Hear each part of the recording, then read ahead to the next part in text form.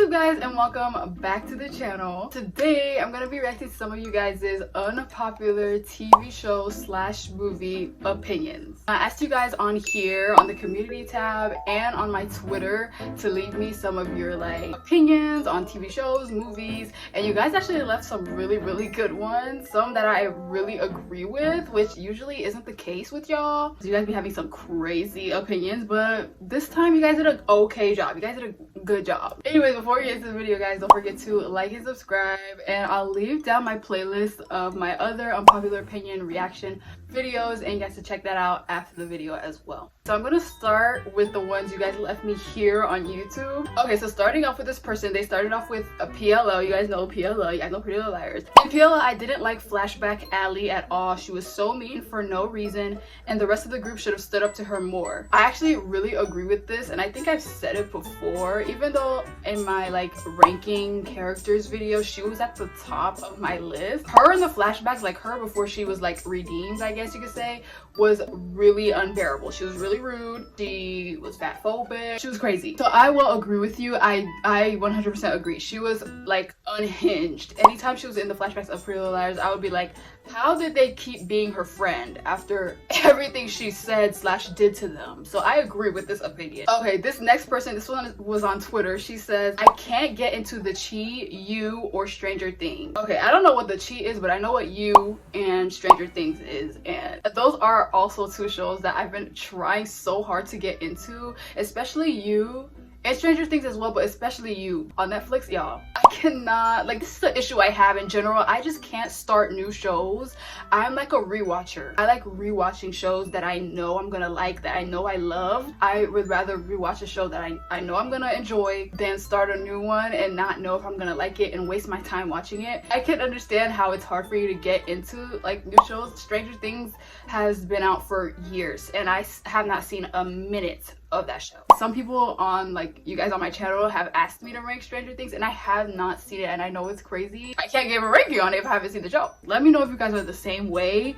I just can't get into, I don't know, especially if it's a popular show and I have the fear of missing out, but then again I have a fear of wasting my time, and it's very hard for me to keep my attention span, especially on a new show that I don't know anything about. So I agree with this unpopular opinion. You ate that. Okay, this next one hurt my feelings so bad. I don't know, the Twitter ones are more unhinged than the ones you guys left me here on YouTube. This person says people who watch SpongeBob or binge watch SpongeBob are remedial. Okay, you're probably older, and by older I don't mean old 40s 50s. I mean you're probably in your late 20s, but there are so many people my age in early 20s that still watch SpongeBob and other cartoons like that. I don't know, maybe it's a nostalgia slash healing thing, because so many bad things are going on in the world right now. You go back to a place where things were better. That's a psychological thing that a lot of people don't think about. Most of the times we want to go back to a feeling of joy and innocence, especially in the time we live now. So I get the people who are still 19, 20, who still watch old shows like SpongeBob and cartoons like that, because there's nothing wrong with that, because there were people when I was a kid who were way older than me that watched it too. So there's just TikTok page that has all of the episodes, or clips of the episode, many clips, and I just be going through them. So I don't agree with this unpopular opinion. I find it very offensive. What's wrong with you?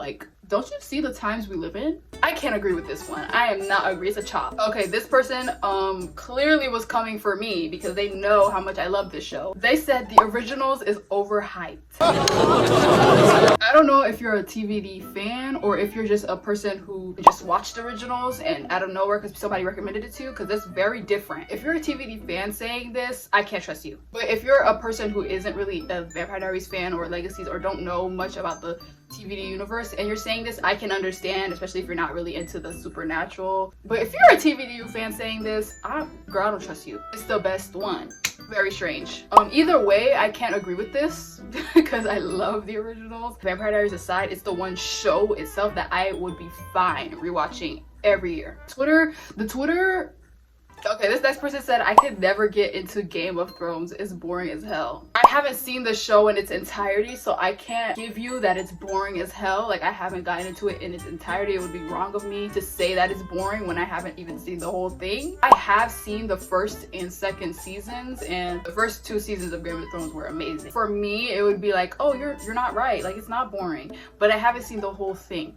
Alright, let me go back to YouTube because a lot of you guys left some on here. Okay, this one on YouTube, this one actually made me so excited because I feel like I am the only one. You know when you feel like you're the only one who has a certain opinion on something, and then you find somebody who does have that, share that same opinion with you. This one says, Monster House is low-key a better kids horror movie than Coraline. Before I even acknowledge the statement, who remembers Monster House? Every Halloween, no one ever talks about it. No one brings it up. I feel like for me and my sister, like my siblings, that was one of the Halloween movies that we loved. Other than Nightmare Before Christmas, Monster House was it. This person also said it scared them real bad, and I agree. The house becoming the monster, and then finding out at the end of the movie it was the man's wife, that was traumatizing.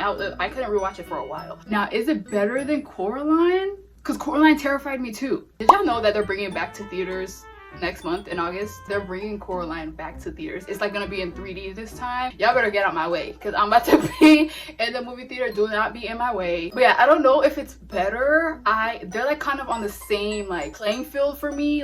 Coraline scared me more just because of the art style, the buttons in the eyes. That shit was scary. I found myself definitely Coraline scared me more, but I liked Monster House's story better. I'm so glad you said this, and this is one that I didn't think I would see any Halloween unpopular opinions yet, because we're 2 months removed, a month basically, because September is pre-Halloween and it starts in September, so I'll say 1 month removed. But I'm glad y'all are already leaving y'all horror unpopular opinions, because I am a huge fan of horror and Halloween. So okay, this next one is back to TBD. This person said, my unpopular opinion is that Haley understands Klaus better than Caroline and Camille.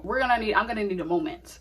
Klaus and Haley, they were the last 2 of their own kind. There was a point in the originals where all the vampires from Elijah's line, all the ancient ones, were we need to get rid of all hybrids. On that level, I can agree with you that she understood him more, and obviously they share a kid together. They share more experiences, I will say that for sure. They went through a lot of the same things, being orphans, they both have that too. So yeah, I can 100% agree with you saying that. I would say the one who has the least, who would know him the least, would be Caroline. I mean, the only thing her and Klaus had in common was they had children and they were supernatural. Cammy she was just good at analyzing people in general. That's her job. She was a therapist. Yeah, I agree. I can agree with you saying that Haley understood him way more than the other 2. Yes. This person said all Jordan Peele movies after Get Out were mid to bad. I am one of the people, or few people, or I don't know, who loved Us. I feel like it's his best one, but I know that might be an unpopular opinion in and of itself. Most people would say Get Out is the best one. Us is the best Jordan Peele movie to me, of the Get Out, Us, and Nope, movie. So good. I don't know if they said that there was gonna be a sequel. Am I crazy? Am I tripping? Or did I see that somewhere on Twitter? Us is the only one that I've willingly rewatched on my own, because it was so good. The story, I disagree with you. I disagree with this opinion, y'all. This confession, I disagree with it wholeheartedly. I love Get Out. It's definitely my second favorite of the 3. Nope was fine. It was good. It was in no way horrible. I did find myself a little bored at times. Us is the best one. Okay, wait, this is the real last one. I feel like I have to end on a TBD confession, just because it's my favorite show ever. And this person says, Always and Forever started to lose its meaning. I still love it, but it's after a while of using it, it lost its meaning. I agree 100%. I agree. I don't care that it did, but I agree that it did lose its meaning. It kind of became overused, especially in season 3. And then at the end of the show, them saying it was sad. I would be really sad when they said it, obviously because of the show ending. But I feel like if the show was still going on at season 5 and they were still saying Always and Forever, I'd be broken record. It was often also used as a crutch with the Michael sons. Every time one of them would screw up and they'd want to make amends, with the other siblings, they'd say Always and Forever, please forgive me, and most of the time it worked.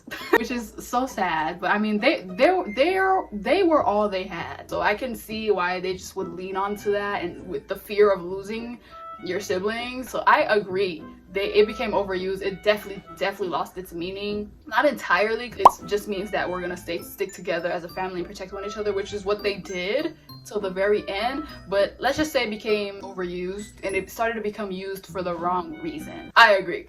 Alright guys, so that was me reacting to your TV show / movie confessions, opinions. I loved this. I might do it again because some of these were crazy. A lot of y'all hurt my feelings too. That SpongeBob one hurt my feelings. I was like, what? You're trying to be different. You're trying to be new. But yeah guys, anyways, comment if you want to see a part 2 because I like seeing your like opinions across the board from other shows and movies, childhood and new. So definitely comment down below if you guys want me to do a part 2 to this because I definitely will. Also leave your own like opinions on the ones that I reacted to. Leave them down in the comments what you guys think about them, like number them and like reply what do you guys like, to agree or do you not, and I'll comment below to you guys. But yeah guys, thank you guys so much for watching. Again, keep an eye on that community tab. That's where I leave the poll or you guys can comment your own opinions. Always keep an eye out on the community tab. That's where I do it all. And also again, I'll leave down my other unpopular opinion videos down below in the description and you guys can check that out after the video. Don't forget to like and subscribe and I'll see you guys very soon in the next one.